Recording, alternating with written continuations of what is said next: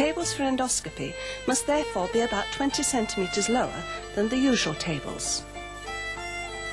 During endoscopy, the organs are frequently retracted by tilting the table, so this must be easy. The best way is to use electrical controls.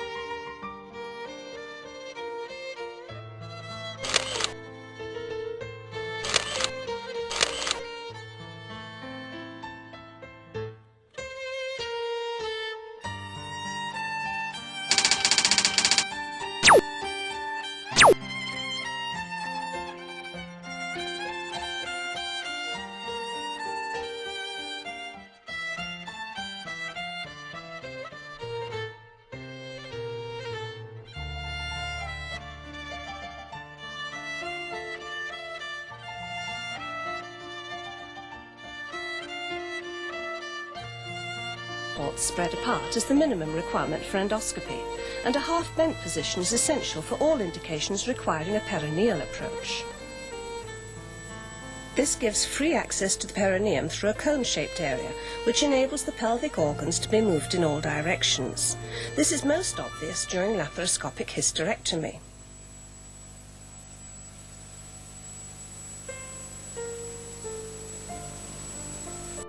Arm on the same side as the surgeon lay alongside the body, protected. The opposite arm was stretched out and took the feed into the vein. Like this, any risk to the brachial plexus was avoided. Today, though, extension of endoscopic techniques requires work with two hands, so the assistant holds the camera and stands opposite the surgeon.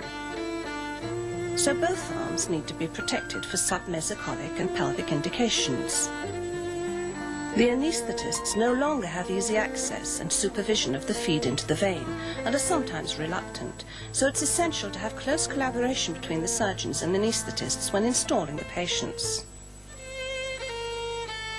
A shoulder support is placed opposite the acromion whenever a Trendelenburg position is required.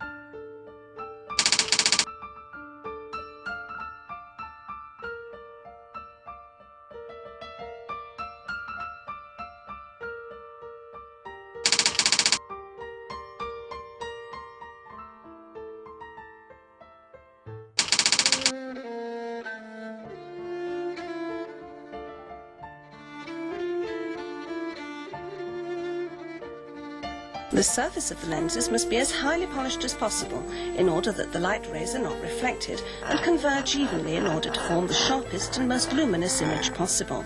Cameras perform less well with low light levels. For ordinary lens surfaces, the loss is about 4 to 7%.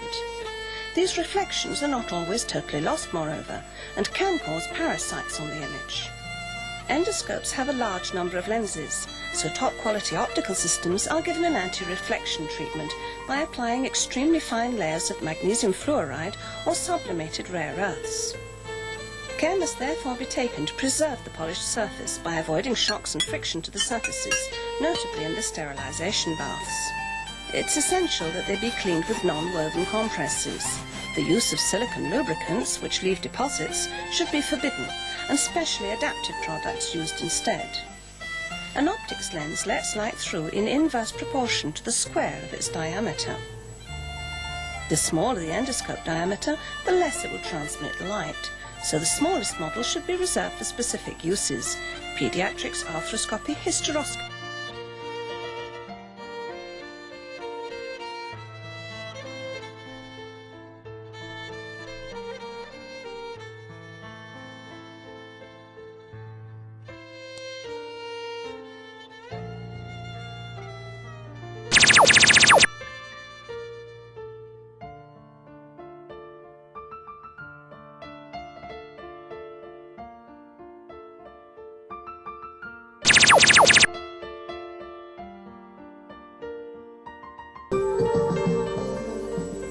The cable connecting the endoscope to the light source is an essential part of the chain.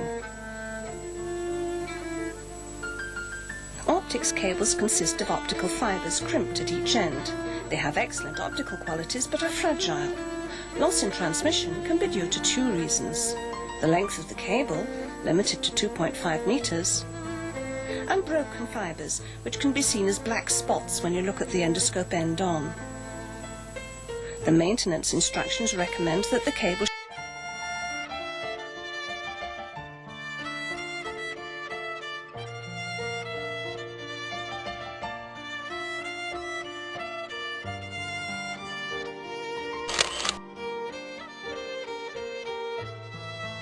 that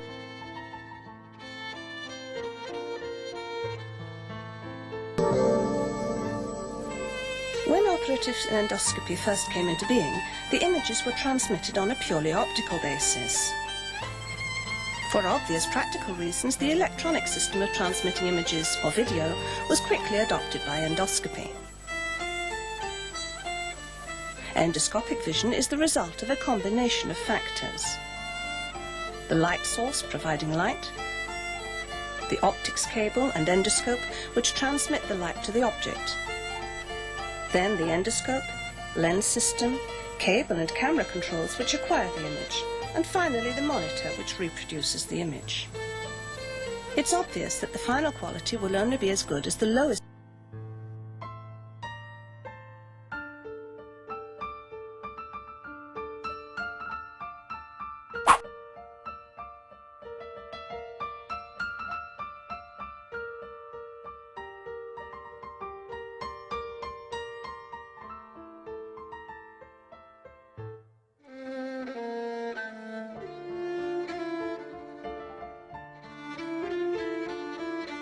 his 2 hands.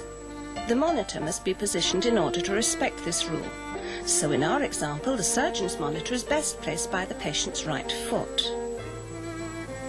To avoid visual fatigue, it should be at a distance between 1.6 and 6 times the screen diagonal.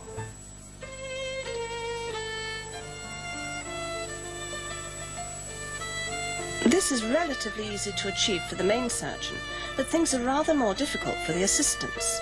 The assistant opposite the surgeon is active. He holds the camera and also works with the right hand. It's important he should have a comfortable viewing position too. If there's only one monitor, he will tend to move backwards to feel comfortable. And this is when there's a considerable risk of right brachial plexus lesion if the arm is not protected. The best solution is to have a monitor for the assistant located by the patient's left foot. If a third surgeon is required between the patient's legs, he can look at the monitor to his left or to his right. The instruments table and instruments nurse logically find a place behind and to the left of the surgeon.